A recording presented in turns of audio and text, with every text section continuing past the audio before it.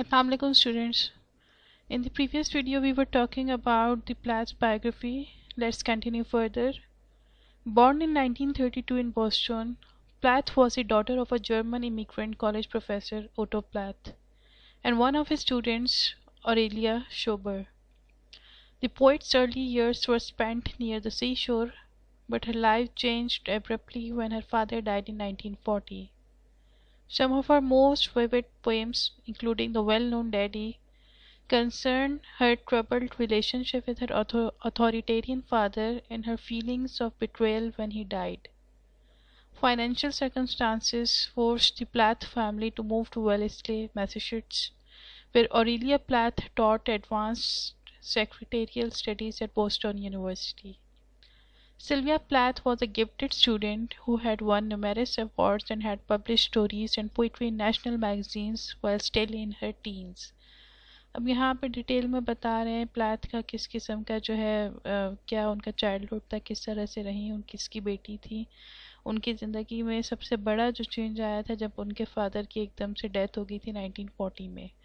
اور جو viewed poetry جہاں پہ انہوں نے بے انتہا جو ہے کلیئر کٹ آپ کو دی میں امیجز دیے میں، وہ ہے ڈیڈی ہے، جہاں پہ ان کا جو ایک ریلیشن شپ تھا اپنے فادر کے ساتھ جو کہ اتھارٹیرین فگر تھا ان کا، اور ان کی بٹریل فیلنگس آف بٹریل کا مطلب ہے کیسے ان کے فادر نے بٹرے کیا اچانک سے مر کر کے.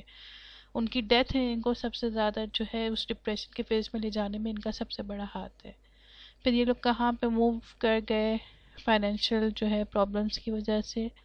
اور پلیتھ جو ہے بچپن سے ہی جو ہے گفٹڈ اسٹوڈنٹ تھی، جنہوں نے اس وقت بھی بہت سارے ایوارڈس وغیرہ جیتے تھے، اپنی اسٹوریز کو پبلش کیا تھا اور پوئٹریز کو، جب وہ اپنی ٹینس میں ہی تھی. اوکے جی. It was during her undergraduate years that Plath began to suffer the symptoms of severe depression that would ultimately lead to her death. اب جب وہ انڈر گریجویٹ ایئرس میں تھیں تب جو ہے سمٹمس ان کو سیویئر ڈپریشن کے ان کے نظر آنا شروع ہو گئے، جس کی وجہ سے آخر کار ان کی ڈیتھ ہو گئی.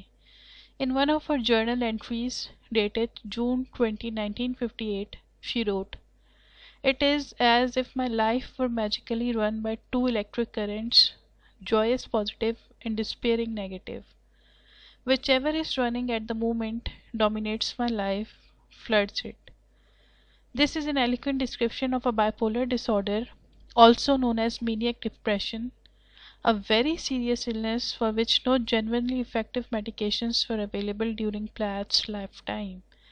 اب یہاں پہ جرنل وہ لکھا کرتی تھی، انہوں نے جو جرنل میں 20 جون 1958 کو اپنے بارے میں کیا لکھا کہ میری زندگی اس طرح سے ہے جو کہ ٹو الیکٹرک کرنٹس کے دو انتہائی جو ہے ڈفرینٹ اس پہ نوٹ پہ چلتی، یا تو میں بے انتہا خوش ہوں گی، جوائس پازیٹیو کہ ہر چیز جو ہے بہت ہی اچھی ہے اور خوش ہے، اور دوسری طرف جو ہے ڈسپیئرنگ نیگیٹو کہ ہر کوئی بھی چیز برداشت کے قابل نہیں ہے، کچھ بھی کسی چیز میں کچھ اچھائی دکھائی نہیں دیتی.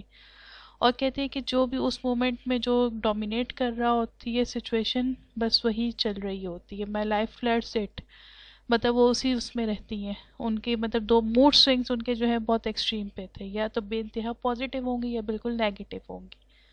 یہ انہوں نے انتہائی اچھی ڈسکرپشن ہے آپ کی بائیپولر ڈس آرڈر کی، جس کو مینیک ڈپریشن بھی کہتے ہیں. اس میں یہی آپ جو ہے فیل کرتے ہیں، اور یہ ایک بے انتہا جو ہے سیریس النس ہے جس کا اس وقت جب پلیتھ تھی ان کے زمانے میں کوئی جو ہے اس کی میڈیکیشن نہیں تھی، کوئی افیکٹو میڈیکیشن نہیں تھی. علاج تو ان کا ہوا کافی، لیکن اثر کسی چیز کا نہیں ہوا.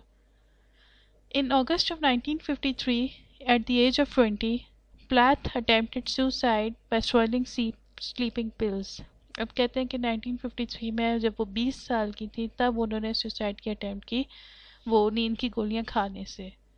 She survived the attempt and was hospitalized, receiving treatment with electroshock therapy. اب جو ہے انہوں نے سروائیو کر لیا اٹیمپٹ اور ان کی جان بچا لی گئی، ان کو ہاسپٹل لے کے گئے، لیکن وہاں پہ ان کو جو ہے الیکٹرو شاک تھراپی دی گئی تھی تاکہ وہ اس چیز سے باہر نکلیں. ان کی جو یہ ان کو کیور کرنے کے لیے ان کو الیکٹرو شاک تھراپی دی تھی. Her experiences of breakdown and recovery were later turned into fiction for her only published novel, The Bell Jar. ان کے جو ایکسپیرینسز تھے بریک ڈاؤن کے اور ریکوری کے، وہ انہوں نے پھر اپنی جو فکشن جو انہوں نے ناول لکھا تھا دی بیل جار، اس کے اندر انہوں نے یہ ساری چیزیں ڈیٹیل میں اپنی بتائی ہیں.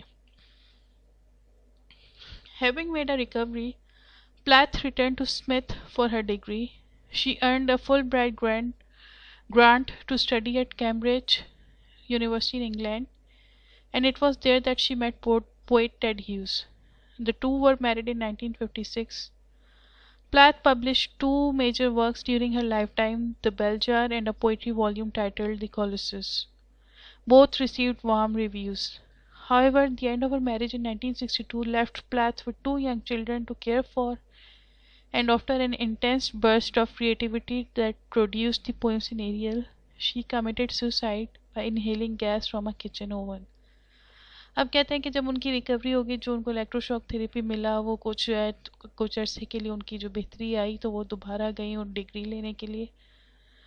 وہاں پہ ان کی ملاقات ٹیڈ ہیوز سے ہوئی. ان کی شادی دونوں کی 1956 میں ہوگی. جب وہ زندہ تھی، ان کی زندگی میں جو ان کے دو میجر ورکس جو پبلش ہوئے تھے وہ بیل جار تھا اور پوئٹری والیوم جو تھی کولوسس. یہ ان کی زندگی میں ہی پبلش ہوئے اور دونوں کو کافی اپریسیشن ملی، کافی لوگوں نے پسند کیا.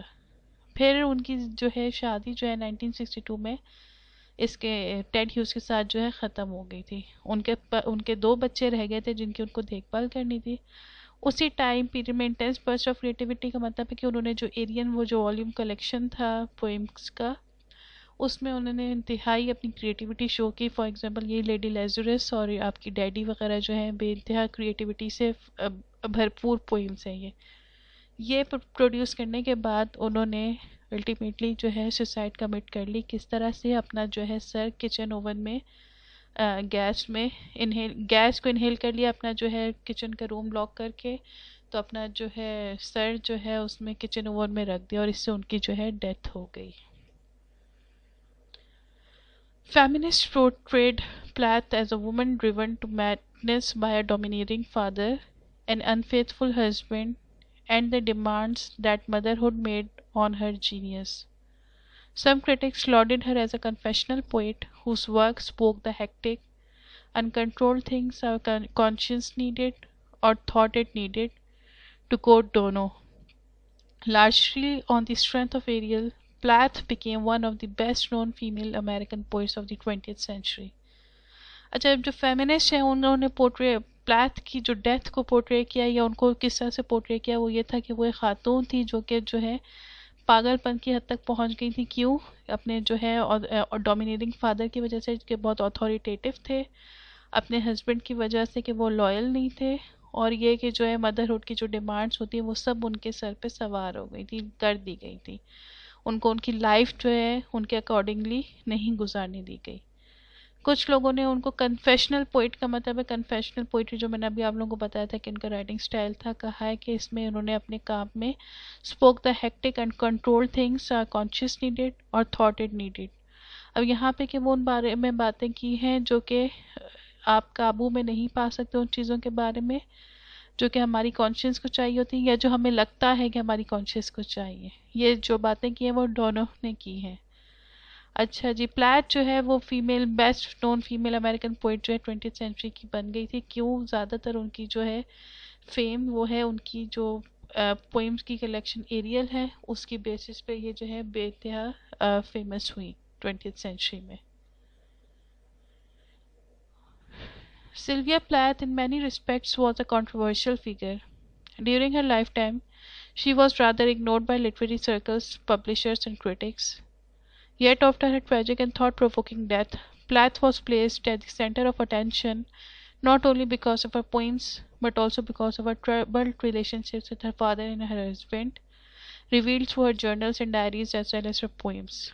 Many critics have regarded her death as the main reason for this amount of attention. The confessional tone of her poems increasingly instigates such biographical interpretations.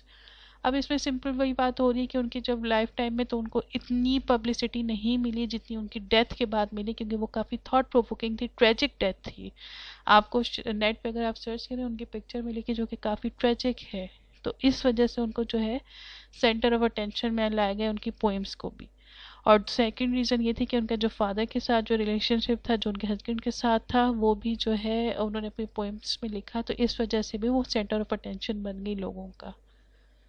اور تھرڈ ریزن ہے کنفیشنل ٹوین، جس میں انہوں نے بار بار اپنے بارے میں یہ ساری چیزیں باتیں کی ہیں. جب آبویسلی آپ خود کو اپنے سب کو سامنے لے کر کے آ رہے ہیں تو وہ definitely become a centre of attention اگر آپ بات کریں گے. اوکے جی. In Plath's works, the father figure does not only refer to her father or husband. The father in the poetry of Plath is the guardian force that is the dominant voice of patriarchal society. The strength of this force is pervasive to the extent that subjects cannot imagine themselves out of its confining framework. Among Plath's poems, Daddy and Lady Lazarus, with their revealing voice, represent the tensional consequences of the presence and absence of the father figure. اب اس میں بتا رہے ہیں کہ جو father figure ہے وہ صرف ان کے ہسبینڈ اور فادر ہی کی بات نہیں ہو رہی، بلکہ فادر جو ہے کی پلیتھ کی پوئٹری میں ایک وہ گارجین فورس ہے جو کہ ڈومیننٹ ہوتا ہے پیٹریارکل سوسائٹی میں. وہ آپ کا باپ، بھائی، شوہر، دادا، نانا، کوئی بھی ہو سکتا ہے، مطلب اس میل فگر کا ہونا ضروری ہے. اور ان کی اتنی اسٹرینتھ ہوتی ہے، اتنی پاور ہوتی ہے کہ آپ اپنی اکارڈنگلی چل نہیں سکتے. جو سمپلی آپ ہمیشہ سے فیمنزم موومنٹ اور یہ ساری جو نکلی وہ انہی باتوں کی بنیاد پہ نکلی ہے کہ کنفائن کر دیا جاتا ہے، اپنی مرضی سے زندگی نہیں گزاری جا سکتی.